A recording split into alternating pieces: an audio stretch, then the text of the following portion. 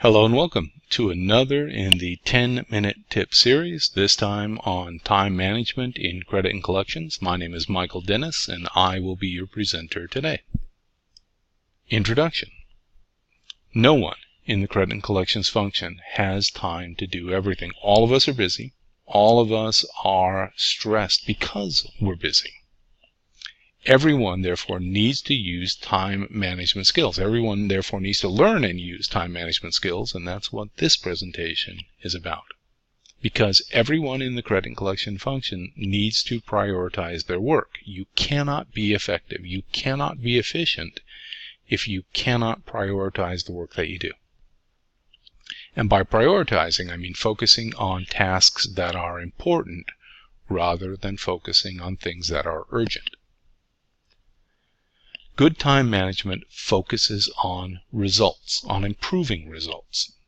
It also involves focusing on things that waste time and avoiding things that waste time. Time management, almost by definition, necessitates becoming better organized, including using skills and tools and techniques and ideas that will save time. And this program will talk about tools, ideas, tips, techniques that will help you to save time. The goal of time management, the goal of this program is to help you strike the right balance in connection with the things that the credit department must accomplish on a regular basis. Introduction continued. Obstacles to effective time management. Obstacles include unclear goals and objectives, and unfortunately I have to lay this one directly at the feet of the department manager. The credit manager is responsible for establishing goals and objectives with and for every member of the credit department team. Unfortunately, to the extent that anyone or everyone does not understand their goals and objectives, they cannot perform effectively and efficiently. They cannot be productive without knowing how to prioritize the work that they do. And that is, again, the responsibility of the department manager. Another obstacle to effective time management involves poor organizational skills. And here's the good news. The good news is, from the department manager's perspective, organizational skills can be taught. The good news from everyone else's perspective in credit and collections is organizational skills can be learned.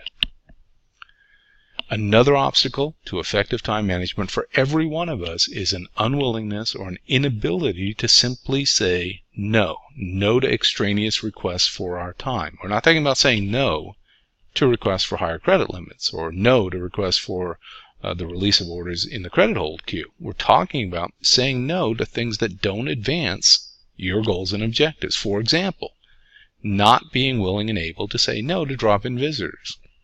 Not being willing and able to say no when a third-party collection agency calls and wants to pitch you on their latest idea or pitch you on their services when you're perfectly content with the third-party collection agency you use today. Just say no.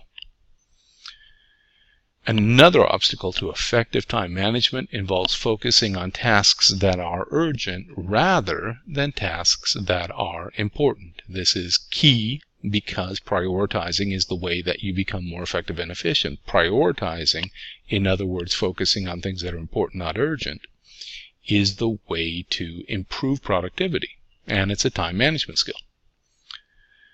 Another obstacle to effective time management involves allowing too many interruptions. For example, if I were a full-time collector today, I would block out from 9 to noon and from 1 to 3 every single day for the purpose of phone calls, for the purpose of reaching out and touching up my customers, negotiating for prompt payment or convincing the customer to pay us sooner rather than later. I would not schedule meetings.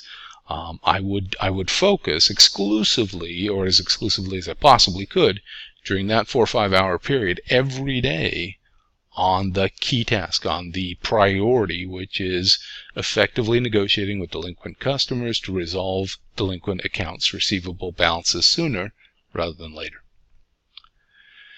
Because when you permit too many interruptions, your focus goes away. Your attention to detail And that, I think, is a critical mistake that we potentially make when we do not focus, when we do permit interruptions.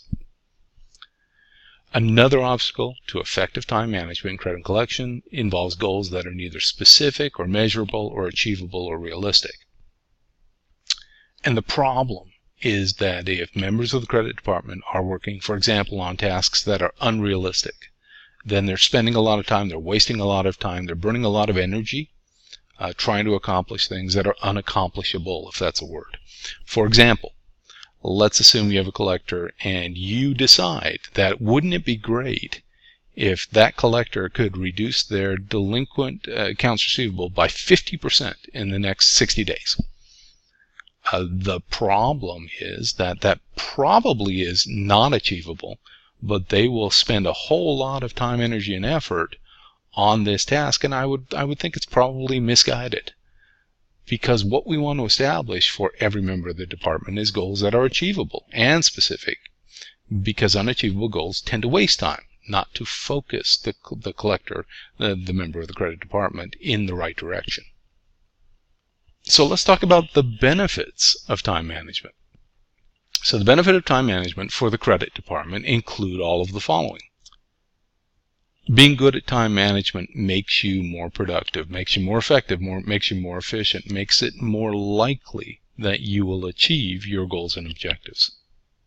Because when you are more productive, you are able to get things done. You are more likely to get things done. Another benefit of time management is that it reduces stress. It makes your life easier. And all of us, and basically no matter what role we have in modern society, feel stressed. And if this is a tool that can reduce that stress, I would say it's a tool that we need to adopt quickly. Another benefit of time management, a clear one, is it improves your performance and it increases your value to your employer. It also makes it easier for everyone to find the right work-life balance.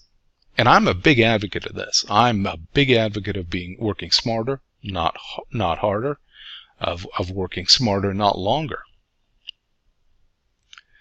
Another benefit of time management is it makes it more likely that you will meet your deadlines. And I would add, it makes it more likely that you will achieve the goals and objectives that have been set with and for you. Another benefit is that you can spend your time doing the important tasks, doing the things that tend to help you achieve, I should say, the goals and objectives that have been set. Time management tips continued. Please don't confuse effort and productivity or activity with accomplishments. Let's take the second part, confusing activity with accomplishments. Let's again pretend that you're a full-time collector. And let's pretend that you measure accomplishments in the form of how many collection calls did I make today. And let's just say your goal is 100. Well, the truth is this. If all you're doing is measuring activity, you're not measuring accomplishment. It's great that you can make 100 outbound collection calls a day. But that's not an accomplishment in and of itself. If all 100 collection calls result in an agreement with the delinquent customer that they will immediately issue payment to clear the entire past due balance, that's an accomplishment. But if all you're doing is focusing on the activity, how many calls did I make, without focusing on the results, how many commitments did I receive, then you're focusing on the wrong thing. You're focusing on the activity and not what you were able to accomplish from that activity or on the basis of that activity. Please try to attend fewer meetings. I think all of us acknowledge that we get invited to a lot of meetings, and many times we question why we're here. Why am I here? What is the purpose of this? Why couldn't they send a memo? Why couldn't I get an email? Why do I have to take time away from tasks that are important to attend this meeting? As it relates to meetings, please consider refusing to meet with unscheduled visitors. I don't remember the last time somebody dropped in to my office and I said, hey, great, I have nothing better to do than to meet and greet you and spend time glad-handing and handshaking and how's you and how's baseball this year, whatever the topic of interest is. If you want to meet with me, especially if you're a third party, you need to make an appointment. I don't have time to meet with unscheduled visitors. I extend a different courtesy, I would say, as it relates to internal coworkers, another employee. If they are unscheduled, I make different accommodations. But the key here is, if I'm trying to attend fewer meetings, I certainly don't want to try to attend meetings with people that don't bother to schedule the meeting. Try to delegate as much work as you can and as often as you can delegate. The bottom line for delegation is really, really basic. It has always been this: delegate work to the lowest level at which it can be performed competently. Delegate work to the lowest level at which it can be done right. If you are delegating, and again, I'm encouraging you to do exactly that thing, provide clear instructions as well as deadlines to the person you're delegating to. And be sure that there are consequences for not completing the assigned work properly and or not completing the assigned work within the timeline established. When you are considering delegating a task to someone else, please consider these basic questions. Should the task be done at all? Can someone other than me perform the task? Or can I train someone to do the task so that on an ongoing basis they can do this work instead of me? Prioritizing. Remember, please, that prioritizing is a solution to the fact that you simply do not have time to do everything. This involves, or prioritizing I should say, involves deciding what you can and what you cannot do, and to perform only the activities that help you achieve the goals that have been set with you or for you.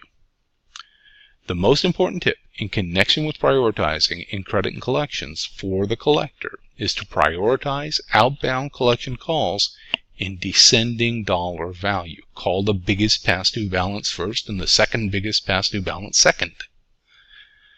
Another tip is use the 80-20 rule for prioritizing. 80% of your reward comes from 20% of your time and effort. The trick, unfortunately, is that you have to find a way to identify correctly the 20% of tasks that are truly valuable to you in the credit department. Well, thank you. Thank you very much for your time and attention. I hope you found that this presentation was interesting and useful. As I mentioned earlier, this is an excerpt from a much longer program available on demand. If you're interested in hearing the entire presentation, please contact the sponsoring organization or association, and have a great day.